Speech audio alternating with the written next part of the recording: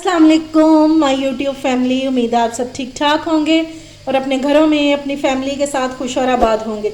अल्हम्दुलिल्लाह मैं भी बिल्कुल ठीक ठाक हूँ आप लोगों की दुआओं से। और आज बहुत ही मज़ेदार सी रेसिपी के साथ हाजिर हूँ।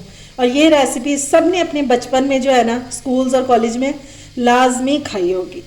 तो आज हम वही टिक्की बनाएंगे जो हम स्कूल या कॉलेज की कैंटीन से लेकर और नान टिक्की इंजॉय किया करते थे। तो चलिए अपना काम शुरू करते हैं, लेकिन उससे पहले अगर आप लोगों ने अभी तक मेरे चैनल को सब्सक्राइब नहीं किया तो फ़ौरन से जाएं और सब्सक्राइब करें और साथ लगे बेल आइकन को भी प्रेस किया करें ताकि मेरी आने वाली हर वीडियो आपको टाइम से मिल सके और ये बिल्कुल फ्री में है। तो चलिए बिस्मिल्लाह करते हैं। अच्छा जी, टिक्कियाँ बनाने के लिए ये मैंने ले लिए 1 पाव आलू और इन नन्हे मुन्ने से, और इनको मैंने बॉईल कर लिया, छिलकों समेत बॉईल किया था, हार्ड बॉईल। ठीक है, और अब मैंने इनको छील लिया। अब सबसे पहले हम इनको ग्रेट करेंगे। ये इस तरह ग्रेट कर लेंगे, ये बारीक वाला ग्रेटर है। ठीक है, और ग्रेट करते हुए ये जो चंक्स बच जाएंगे ना, आज हमने इनको ज़ाया नहीं करना। ये थोड़े थोड़े से चंक्स जो है ना ये हमने रहने देने हैं। यही इस टिक्की का असल जायका है। ये देखें ना, ये इस तरह रह जाते हैं ना, इनको ऐसे ही रहने देंगे। बस इस तरह सारे ग्रेट कर लेंगे। चलें जी, अब इसमें कुछ स्पाइसेस ऐड कर लेते हैं। तो सबसे पहले हम इसमें डालेंगे 1/2 टीस्पून ब्लैक पेपर। साथ ही हम इसमें डाल देंगे 1/2 टीस्पून भुना कुटा ज़ीरा और 1/2 टीस्पून कुटा हुआ धनिया। और इसमें ऐड करेंगे रेड चिली फ्लेक्स यानी कि कुटी हुई मिर्च। ये इसमें डालेंगे 1 टीस्पून। इसमें हम चिली पाउडर नहीं डालेंगे, सिर्फ इसी से हम अपनी सारी जो टिक्कियाँ ना ये तैयार करेंगे। ठीक हो गया। 1 टीस्पून में इसमें चिकन पाउडर ऐड करूँगी। नमक डालेंगे ज़रूरत के मुताबिक या अपने जायके के मुताबिक, कम ही डालेंगे क्योंकि चिकन पाउडर में भी नमक होता है। अब इसमें प्याज डाल देंगे, बारीक कटा हुआ ये स्लाइस में। ये एक छोटा सा प्याज मैंने लिया था, वो डाल देंगे। 1/2 टीस्पून इसमें ऐड करेंगे चाट मसाला। और अब हम इसमें 1 सब्ज़ मिर्च डाल देंगे बारीक काट के। ठीक है, ये 1 सब्ज़ मिर्च है, इसको बारीक सा काट के ये डाल देंगे।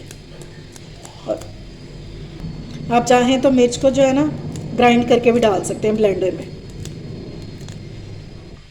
अब हम इसमें ऐड कर देंगे हरा धनिया, और ये भी बिल्कुल ड्राई होना चाहिए। चलें, अब इसको अच्छे से हम मिक्स कर लेंगे।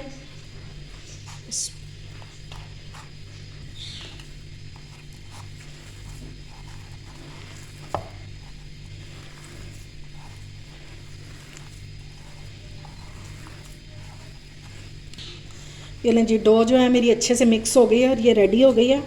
आज इसमें बाइंडिंग के लिए कुछ भी नहीं डालेंगे क्योंकि आलू जो थे वो हार्ड बॉयल थे और ये ज़बरदस्त जी जैसी मुझे चाहिए थी वैसे डो रेडी हो गई। अब इसको सिर्फ 10 मिनट के लिए फ्रिज में रखेंगे ताकि जो डो है ये ज़रा हमारी सेट हो जाए, तो फिर हम इसके कबाब बनाना शुरू करते हैं। चलें जी, अब टिक्कियों के लिए हम कोटिंग रेडी कर लेते हैं। ये मैंने लिया है बेसन आधा कप और इसमें ऐड करेंगे 2 टेबलस्पून मैदा। ठीक है, 1/2 टीस्पून इसमें ऐड करेंगे पिसा हुआ ज़ीरा, 1/2 टीस्पून रेड चिली पाउडर, थोड़ा सा इसमें नमक डालेंगे तकरीबन 1/4 टीस्पून जितना, और सिर्फ 1 चुटकी जो है ना वो हम इसमें डालेंगे मीठा सोडा, यानी कि जिसको हम बेकिंग सोडा कहते हैं ना, वो डालेंगे सिर्फ 1 चुटकी। बस ये थोड़ी से इंग्रेडिएंट्स इसमें जाएंगे बैटर में, और अब हम थोड़ा सा पानी डाल के और इसका एक बैटर रेडी कर लेंगे। बैटर जो है ना ज़्यादा सख्त होना चाहिए और ना ही ज़्यादा पतला होना चाहिए, बस इतना हो कि हल्की सी कोटिंग हो जाए टिक्की के ऊपर। आज ये मज़ेदार सी टिक्कियाँ बनेंगी बेसन की कोटिंग से। लाजमी आपने कभी ना कभी तो ये टिक्की खाई होगी स्कूल और कॉलेज में। बस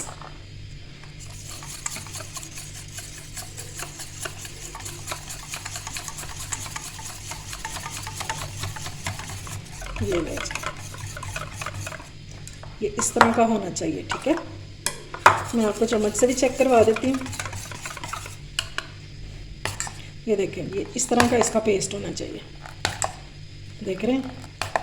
बस चलें जी, अब अपने कबाब रेडी कर लेते हैं। अब हम गोल शेप के सिंपल से कबाब रेडी करेंगे। लेकिन ज़रा दबा दबा के, ठीक है, इस तरह करके, ठीक है। बस इसको अब शेप दे लेंगे और ये मिनटों में ये कबाब हमारा रेडी हो जाएगा।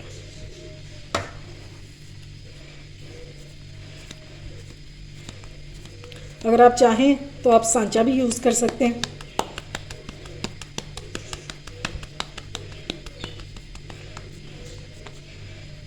ये ले, बस इस तरह मैं सारे रेडी कर लेती हूँ और फिर इसको करते हैं फ्राई। ये लें जी, सारे कबाब हो गए रेडी और झटपट से बन गए हैं, कोई इतना टाइम नहीं लगता। तो चलिए अब इनको कर लेते हैं फ्राई। ऑयल को मैंने रख दिया हुआ है गर्म होने के लिए। अब क्या करेंगे, ये बेसन लेंगे और इसमें इस तरह ये डिप करेंगे और इसको डायरेक्ट हम ऑयल में डालते जाएंगे और इसको हमने डीप फ्राई ही करना है, ठीक है। ये देख लीजिए, इतना सा ऑयल आपका गर्म होना चाहिए, ज़्यादा गर्म नहीं होना चाहिए, वरना फिर बेसन जो है ये अंदर से कच्चा रह जाता है। बस इस तरह हम सारे में डालते जाऊंगी।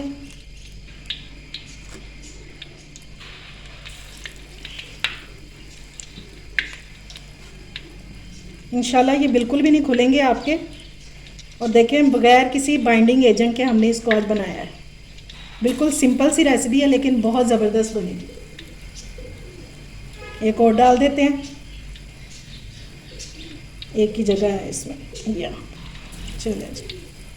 अब ये आहिस्ता आहिस्ता कुक होगी और ये ऊपर आ जाएगी खुद ही। फिर हम इसको टर्न करेंगे।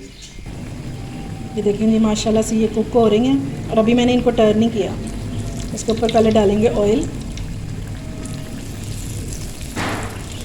ताकि जब हम इनको टर्न करें तो ये जो बेसन ऊपर है ये कच्चा सा ये चिपक ना जाए हमारी कढ़ाई के साथ। चलिए जी, अब इसको टर्न कर लेते हैं। ज़बरदस्त हो गया। अगर इस स्टेज पर आपको मेरी रेसिपी अच्छी लग रही हो तो मेरे चैनल को सब्सक्राइब किया करें और मेरी वीडियो को लाइक और शेयर भी ज़रूर किया करें। अपना फीडबैक ज़रूर दिया करें। आपकी राय जो है ये हमारे लिए बहुत मायने रखती है। देखिए ज़बरदस्त सी कुक हो रही हैं और बिल्कुल भी नहीं खुली। इंशाल्लाह आपको बहुत पसंद आएंगी और आपके घर वाले आपकी तारीफ़ें करते रह जाएंगे। बस अब इसके एक दूसरी साइड पे भी कलर आने का वेट करेंगे। ये देखें जी, इनको बहुत अच्छा सा कलर आ गया। ये देखें, अब इनको निकाल लेंगे और इनको आपने पहले निकालना है स्टेनर में, ताकि इनका जो एक्सेस ऑयल है ना ये निकल जाए।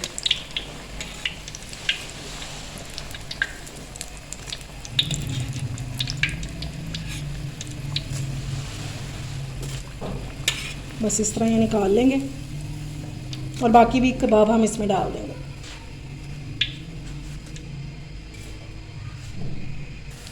ऑयल क्योंकि अब हमारा ज़्यादा गर्म है तो इसलिए मैंने फ्लेम जो है ना वो लो कर दी, क्योंकि वरना इसको फ़ौरन से कलर आ जाना था ऊपर। चलो ये लें जी, मज़ेदार से हमारे बेसन वाले कबाब हो गए हैं रेडी। और ये चेक करें आप, ये किस कदर क्रिस्पी हैं। चलें जी, अब मैं आपको तोड़ के दिखाती हूँ ये। और ये देखें जनाब, ज़बरदस्त से कबाब, अंदर से सॉफ्ट और बाहर से बहुत क्रिस्पी। अब ये इंजॉय करें और अपने बचपन की यादों को ताज़ा करें। या आप इस तरह चटनी के साथ भी खा सकते हैं, इस तरह, और केचप के साथ भी इंजॉय कर सकते हैं। उम्मीद है आपको मेरी रेसिपी पसंद आई होगी।